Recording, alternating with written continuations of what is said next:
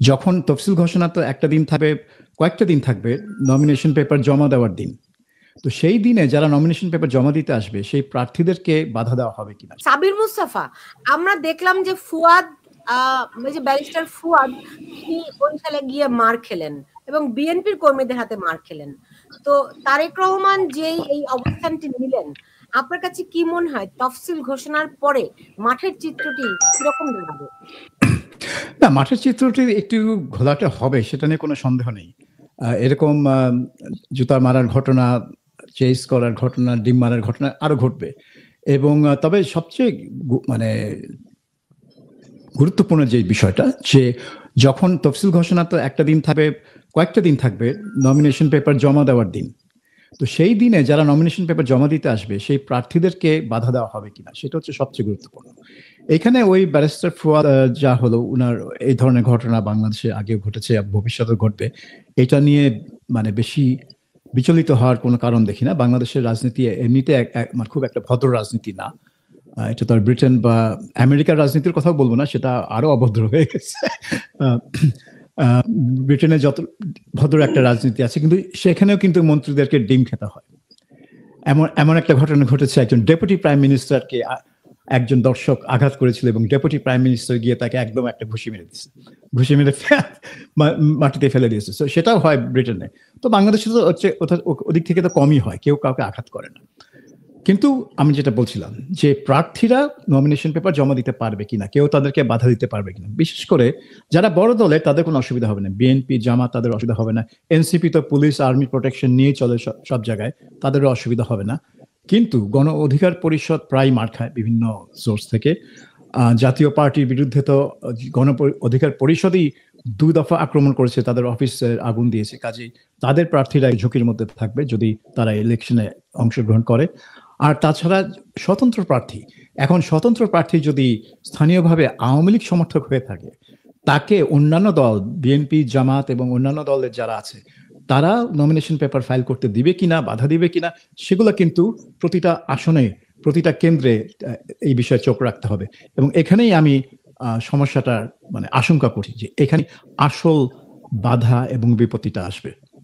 জি, মারুফ কামাল, ধরেন এইবার আমরা বিশ্ববিদ্যালয়গুলোর নির্বাচনে দেখলাম যে শিবিরের ব্যাপক জয় হয়েছে, ছাত্রদল অনেক বাহাইন্ডে পড়ে গেছে।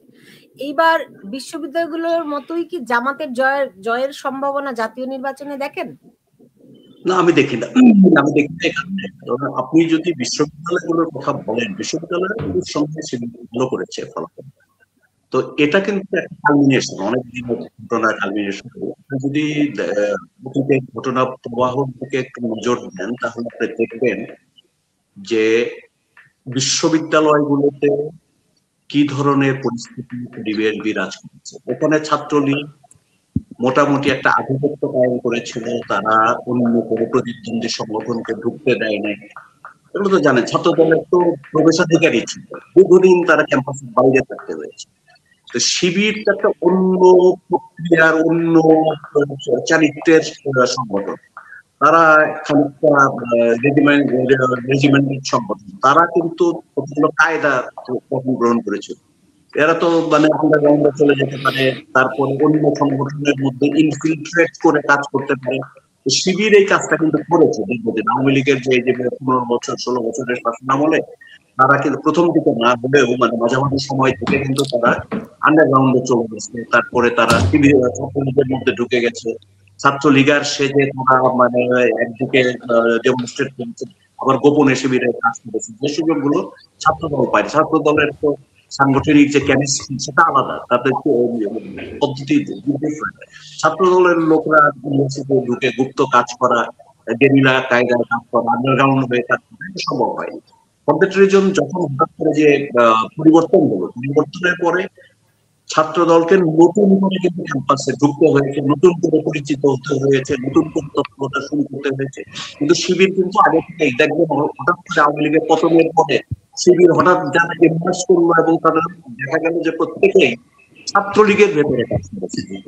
তো সুতরাং এই যে ছাত্রলীগের ভেতরে ঢুকে তারা যেভাবে কাজ করেছে, এর বেনিফিটটা তারা পেয়েছে। ছাত্র দলকে তো ছাত্রদল ওয়াজ স্ট্রেঞ্জার। এখন যারা এই যে গত দীর্ঘদিনে যারা ছাত্র সংগঠন মানে ইউনিভার্সিটি গুলোতে এসছে, পড়তে এসেছে, ভোটার হয়েছে, তাদের কাছে ছাত্রদল তারা নামই শুনে না, স্ট্রেঞ্জার, তাদের কাউকে চিনে না। সুতরাং এটা একটা বাস্তব, এটা একটা কম্পিটিটিভ অবস্থায় আসতে একটু সময় লাগে। এবং এই যে শিবির জিতে গেছে, এটা জিতে যাওয়া মানে স্থায়ী ভাবে জিতে যাওয়া, শিবির অত্যন্ত শক্তিশালী হয়ে গেছে, এটা আমি মনে করি না। আমি ছাত্র সংগঠনের রাজনীতি বা ক্যাম্পাসের পলিটিক্স বা ছাত্র ইউনিয়ন গুলোর যে ছাত্র সংসদের যে ফলাফল, সেটা দিয়ে জাতীয় নির্বাচনের ফলাফল কখনো প্রভাবিত করে না। আপনার যদি মনে থাকে যে 1972-73 সালে ছাত্র ইউনিয়ন, মুখ্যপন্থী ছাত্র ইউনিয়ন মতিয়া গ্রুপ কিন্তু বাংলাদেশের প্রায় সমস্ত বিশ্ববিদ্যালয়গুলোতে তারা ক্যাবিনেট পেয়েছিল, ছাত্র সংসদে তারা গিয়েছিল। কিন্তু জাতীয় রাজনীতিতে কিন্তু তারা সেরকম ৭৫-এর ভোটে কিন্তু তারা সেরকম ফলাফল করতে পারেন। আবার যদি দেখেন তার পরবর্তীকালে জাসদ সমর্থিত যে ছাত্রলীগের যে অংশ, সেই জাসদ সমর্থিত ছাত্রলীগের এই অংশ কিন্তু ব্যাপক ভিত্তিতে সমস্ত ছাত্র শিক্ষাঙ্গনগুলোতে তারা আধিপত্য বিস্তার করছে। কিন্তু নির্বাচনে জনগণের রায়, সাধারণ মানুষের রায় কিন্তু ব্যাপকভাবে তাদের পক্ষে পায় না। সুতরাং জাতীয় রাজনীতির যে সমীকরণ, জাতীয় নির্বাচন যে মানুষের মতামত, সেটা কিন্তু ওই ছাত্র সংগঠন বা ছাত্র ইউনিয়নের বা ছাত্র সংসদের ফলাফল দিয়ে প্রভাবিত। এটা দুইটা আলাদা। বুঝতে পেরেছি। সাবির মুস্তফা, আপনি জানেন যে কমিটি টু প্রটেক্ট জার্নালিস্ট বা সিপিজে, তারা প্রধান উপদেষ্টাকে একটি চিঠি দিয়েছেন যে কারাবন্দী 4 জন সাংবাদিকের মুক্তির দাবি জানিয়ে। প্রধান উপদেষ্টা তাদেরকে পাল্টা চিঠি দিয়ে বলেছেন যে বাংলাদেশ এখন ইতিহাসের স্মরণকালের সেরা সাংবাদিকতা করছে। এটা হচ্ছে আরেকটা এই বর্তমান সরকার, অন্তর্বর্তী সরকারের প্রপাগান্ডার একটা অংশ। আমি সবসময় বলে আসছি, এই সরকার ক্ষমতায়নের কয়েক মাস পর থেকে আমি খেয়াল করছি যে এটা যত না কাজ যদি থাকে 40, তার প্রপাগান্ডা, তার অপটিক্স, তার উপর জোর থাকে 60-70। তো অনেকটা প্রপাগান্ডা নির্ভর এই সরকার, এবং তারা এই ধরনের বোম্বাস্টিক ক্লেম করে যেটা সবচেয়ে সেরা। অলরেডি তারা বলে দিয়ে বসে আছে যে এটা ইতিহাসের সেরা নির্বাচন হবে। তারপরে এত বিনিয়োগ, বিদেশি বিনিয়োগ নাকি বাংলাদেশে দেখেনি, এবং এত সবকিছুই এখন সেরা সাংবাদিকতা হচ্ছে কিনা সেটা আমি যখন বাংলাদেশের পত্র পত্রিকাগুলো অনলাইনে দেখি, আমি বুঝি যে এখানে সেরা সাংবাদিকতা তো মানে দূরে থাক, আমরা এর চেয়ে অনেক অনেক অনেক গুণ ভালো সাংবাদিকতা দেখেছি। ধরুন 91 থেকে 2001, এই 10 বছরে। তারপর অবশ্যই সাংবাদিক কমিউনিটি দুভাগ হয়ে 92 সালে দুভাগ হয়েছে, বিএনপি এবং আওয়ামী লীগ, এবং সাংবাদিকদের মধ্যে এক ধরনের এই মানে দলীয় কার্যকলাপটা বৃদ্ধি পেতে পেতে এমন পরিস্থিতিতে চলে গেছে যে সেই কোয়ালিটি, যে 80-90 দশকে যে কোয়ালিটি ছিল, সেই কোয়ালিটিটা তারা হারিয়ে ফেলে। কিন্তু এখন তার চেয়ে আরো খারাপ কোয়ালিটি সাংবাদিকতা হচ্ছে বলে আমার মনে হয়। আমি কিছু কিছু পত্রিকার শিরোনাম দেখি বা তাদের নিউজ কিভাবে কভার করে দেখি, মনে হয় যেন তাদের মনে একটা ভয় কাজ করছে। ভয়টা কিন্তু না, সরকারের ওই যে ডিজিএফআই এর ফোন কল, যেটা গত 15 বছর ছিল, ডিজিএফআই এর ফোন কল আর আসে না বলেই তারা মনে করেন এবং বলেন, কিন্তু তার চেয়ে বেশি একটা ভয় তাদের মধ্যে কাজ করে। তারা শব্দ, কিন্তু প্রধান উপদেষ্টার কার্যালয় থেকে ফোন আসে, এটি আমি আপনাকে নিশ্চিত করতে পারি। এমনকি প্রধান উপদেষ্টার কার্যালয় থেকে এরকমও ডিরেকশন দেয়া হয়, ডক্টর মোহাম্মদ ইউনুস বলা যাবে না, তাকে বলতে হবে অধ্যাপক ডক্টর ইউনুস। ঠিক আছে? সো আপনি বুঝেন, দেখুন এরকম ডিরেকশনও যখন আসে, তো বর্তমানে তো আপনি ফ্যাসিস্টের দোষর হয়ে গেছেন। কিভাবে? না, আমি একটু শেষ করি। আপনি সম্ভবত মাস 3 আগে চ্যানেল আই একটি সাক্ষাৎকার দিয়েছিলেন, যেখানে আপনাকে উপস্থাপক প্রশ্ন করেছিলেন শাপলা চত্বরের যেটি নিয়ে, কি বলবো এটাকে, শাপলা চত্বরে হেফাজতের সমাবেশ নিয়ে, যেটিকে আবার ফুলিয়ে ফাঁপিয়ে গণহত্যা করা হয়েছে এরকম একটি দাবি করা হয়েছে। আপনি সেদিন নাকচ করেছেন। আমিও সেদিন ওই ঘটনাস্থলে, ওই দিন রাতের বেলায় আমি ছিলাম, পরবর্তীতে আমি অধিকার যে 61 জন মারা গেছে এই তালিকাটি প্রকাশ করেছে। আমি নিজে সেই 61 জনকে ঠিকানা খুঁজে খুঁজে আমি প্রতিটি বাড়িতে প্রতিটি মাদ্রাসায় গিয়ে গিয়ে সন্ধান করে প্রতিবেদন করেছিলাম। আমি দেখেছি ওই শাপলা চত্বরের ঘটনায় কেউ নিহত হয়নি, ওই রাতে শাপলা চত্বরে কেউ নিহত হয়নি। যাই হোক, এখন আপনি যখন বলছেন তখন আপনি এখন হয়ে গেছেন ফ্যাসিস্টের দোসর।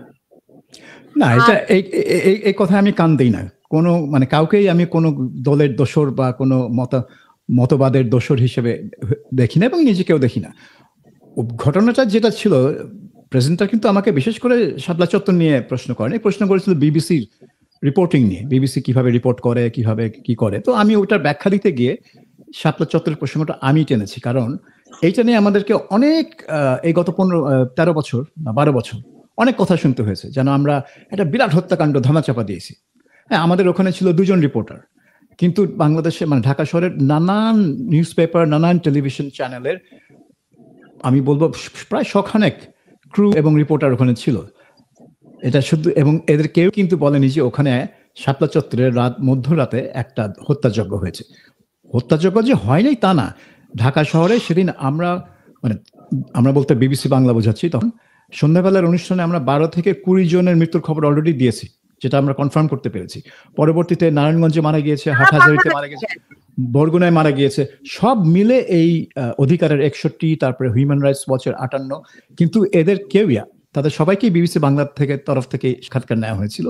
এই প্রশ্নটা বারবার করা হয়েছে যে এই যে আপনারা তালিকা দিচ্ছেন, এদের কয়জন সেই রাতে শাপলা চত্বরে মারা গিয়েছে, একজনকে তারা কনফার্ম করতে পারেনি। এমনকি হেফাজত ইসলামের যে সেক্রেটারি জুনায়েদ বাবুনগরী, তার সাক্ষাৎকার নেওয়া হয়েছিল লাইভ সেই 6 মে ভোর 6:30টায়। তিনিও কিন্তু একটা মৃত্যুও কনফার্ম করতে পারেনি শাপলা চত্বরে। তিনি বলছেন অনেকে আহত হয়েছে। কাজেই এই আমার ইয়েটা ছিল যে হত্যাকাণ্ড হয়েছে 5 তারিখে এবং 6 তারিখে, অনেকে মারা গেছে, এটা 40 হতে পারে, 50 হতে পারে, 60 হতে পারে, কিন্তু এটাকে শাপলা গণহত্যা বলেন না, কারণ শাপলা চত্বরে সেই মধ্যরাতে একটা হত্যাকাণ্ড হয়নি।